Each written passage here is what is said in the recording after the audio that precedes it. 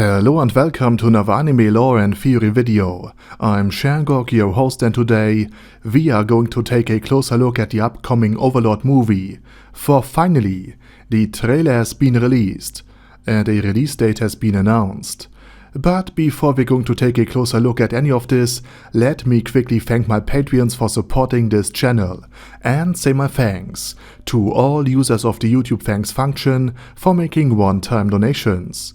Also, there's a full-length companion video covering the ingenious world building of Overlord and why it has such a great impact, so please check it out too. It's linked down in the video description. And with that said, let's take a look at the topic at hand. We finally have received not only a sign of life from the Overlord movie, which, as we know, adapts volume 12 and 13 of the light novel series, but also a trailer. And we also received a release date, and yes, the film is coming out this year, so in 2024.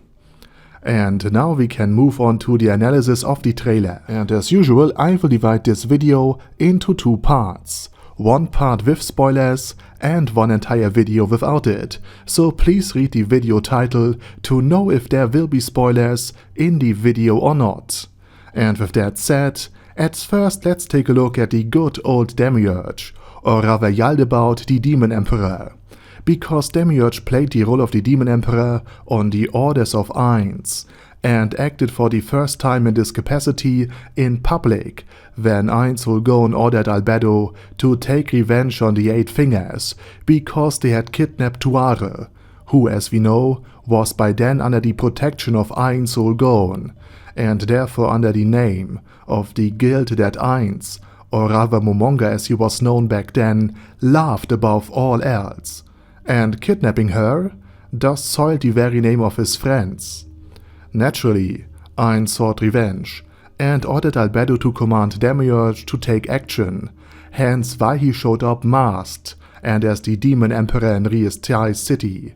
And the Demon Emperor's mask is just one of many masks, as Ainz Ulgon also initially disguised himself with a mask before revealing his snow-white skeletal face to the wider world during a specific battle. In addition to Demiurge, the Pleiades are also masked as well when attending him, in his role as Demon Emperor. Lupus Regina, Yuri Alpha, Shizu Delta, and the other Pleiades all wearing them, though not as normal demons. And this mask identifies them as subjects under Demiurge. And I always say Demiurge here, but for the new world, Yaldabaoth and Demiurge are two completely different persons, in the sense that no one has looked behind their facade, because every time Demiurge appeared in public, for example, in the presence of Emperor Jerknev and his followers, he did not do so in his normal form, but in his demon frog form, which by the way gives me huge Dark Souls flashbacks. Man, how I despise those basilisks.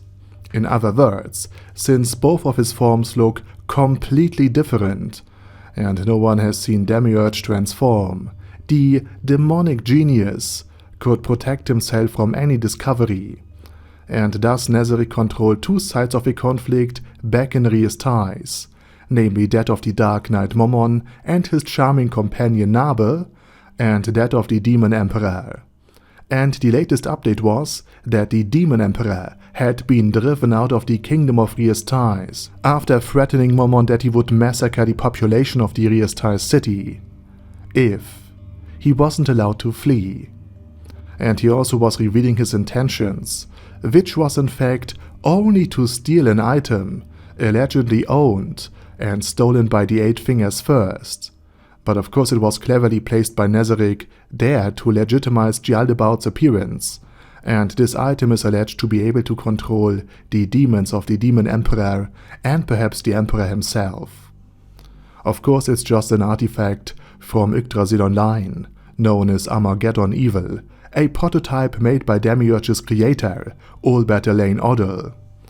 Now, however, many months later, we see the Demon Emperor with an army of demi-humans and heteromorph beings behind him, standing in front of a large wall, with a castle looming behind it, determined to attack, announcing himself to the defenders. And since the Holy Kingdom is in the title, you can guess 3 times which country he is attacking. Correct, the Lizardmen are being targeted again. Just kidding, it's the Holy Kingdom.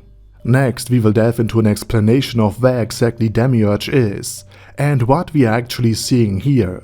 Demiurge is standing at the border between the Hills of Rebellion, an area populated by various tribes of demi-humans and heteromorphs, engaged in wars against the Holy Kingdom and, most importantly, each other. Since this is all on a very tribal level, and since these beings lack an overarching leadership, the actual raids into the Holy Kingdom were not that devastatingly large, and the reason why there are even beastmen and heteromorphs near the theocracy to begin with is that the slain theocracy has not yet advanced far enough to rid the land of beasts.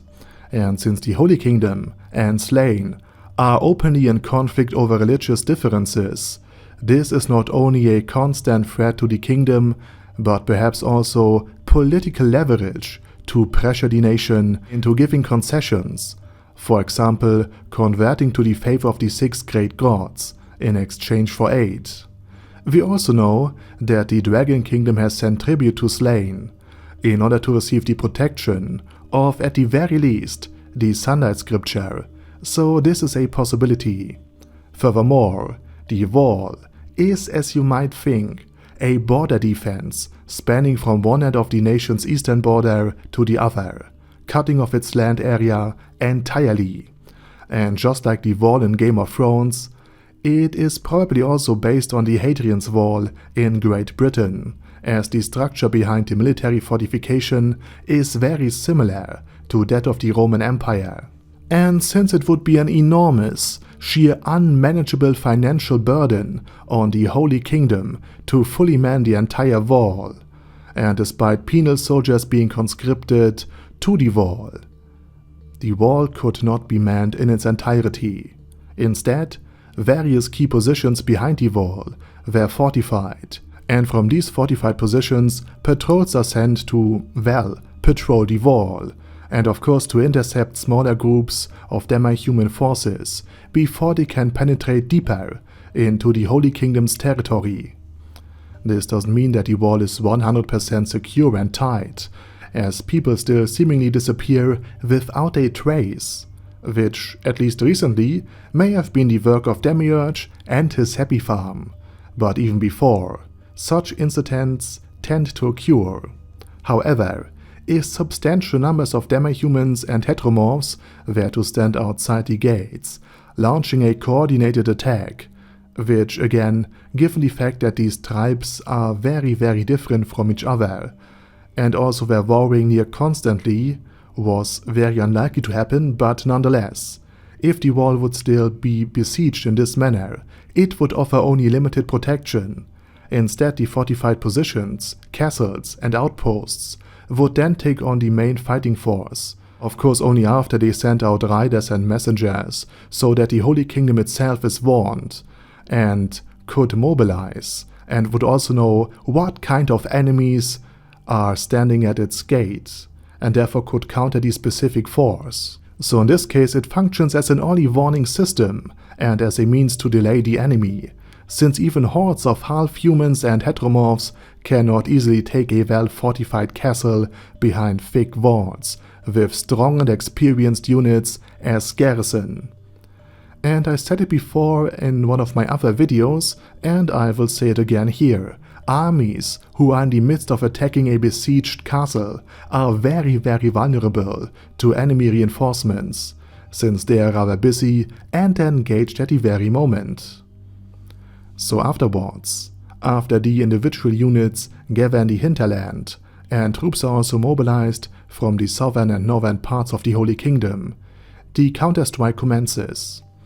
And in addition to the paladins of the Holy Kingdom, every ordinary citizen is obliged to military service and receives military training. And this is a necessity in the world of Overlord to ensure a certain minimum level of security and survivability. In the case of war, every single citizen needs to fight. But this time, not only stands an enormous number of demi-humans before the wall, all organized into a single army, ready to strike, but they are led by Yaldabaoth the Demon Emperor and reinforced by his demons. And the army is his because he gradually united, or rather subdued, the Hills of Rebellion, and he was not gentle in his methods of subjugation. I won't spoil too much here, but it wasn't pretty. But be that as it may, now a well-organized united army from all parts of the Hills of Rebellion stands before the walls of the Holy Kingdom, led by a level 100 floor guardian. And then the trailer ends. And it's a beautiful scene for the trailer. It doesn't reveal the whole film, including plot twists and the actual ending, like in most other trailers today. Instead you see Demiurge, you see the army behind him, you see the wall and the castle, and you know this will be a good movie. Since you can probably imagine what will happen next. But you're not sure. You want to see what will happen next. And that's why you will watch the movie. And with that said, now it's your turn. What do you think about the first few frames of the Overlord movie? Are you excited? Are you perhaps a bit skeptical? Let me know it down in the comment section. And with that said, I say thank you very much for watching, and special thanks to Ada